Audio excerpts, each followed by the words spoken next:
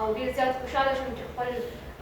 پخواني خلک یې ولیدل او تاسو ته خو پته ده بعد چې تاسو سره ملایدو یا سکولونو پروګرامونه به وو بهر ډېری کې ته ویلې چې به تاسو راتلې ما به کله نه کله چی راوړو نو ما تاسو سره ډېر زیات عمر تېر کړی تاسو نه ډېره زیاته زده کړه کړې ده او تاسو زموږ مشران وایي تاسو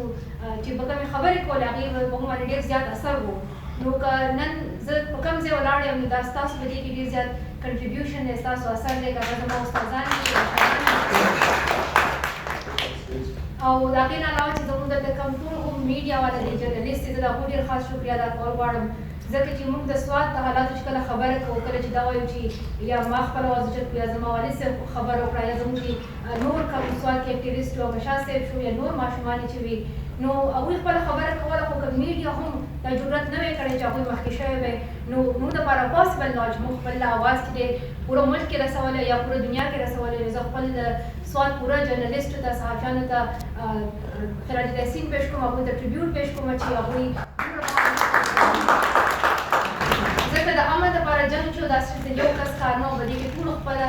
کنټریبیوشن کړی دی هغه بیا صحافیانو که استادانو په هغه ګران وخت کې به هم ټیچران زموږ سکولونو ته راتلل او موږ به د کور جامې به اغوستې وې موږ وایي چې موږ په سکول یونیفارم کې نه ځو زموږ ټول استادان به هلته وو نو زموږ ټیچران هم ډېر بهادر دي او ټیچران همیشه تاسو زده کړه کوئ خو په هغه وخت کې هم هغوی ډېر د حوصلې اظهار کړی و او خپل ټول مشران چې دلته کوم دي د هغوی بیا هم شکریه ادا کوم او زه د سوات پوره خلکو ته دا وایم چې تاسو ډېر بهادر خلک یې تاسو ډېر د سختۍ نه تېر شوي یئ او نن چې نن تاسو ډېر مضبوط ولاړ یئ یو شوي یئ او خوشحاله یئ او زه به دا یو درخواست وکړم چې زموږ په سوات کې چې څه شوي دي کوم چې موږ سره بد شوي دي کوم چې د جنکو په تعلیم باندې پابندي لګېدلې وه یا زموږ د امن اخیستی شوی یا زموږ سکولونه اولوزولی شوي وي یا زموږ په هغه علاقه کې چې کوم خوف راویستی شو چې دا خبرې چې دي دا د تاریخ نه ونوځي ځکه دا تاریخ کې سره د دې نه په لکاو خلک چې دی هغه د هغې د دې نه متاثره شوی دی خلک بې پوره شوي هم و دا زموږ د تاریخ کیسه شي چې موږ دا ووایو چې دا په موږ باندې تېر شوي دي خو موږ د دې خلاف مضبوط ولاړ شو موږ چې دی موږ د دې سوچ او فکر سره بالکل هم یو ځای نه یو موږ د دې سوچ نه انکار کړی او موږ د دې نه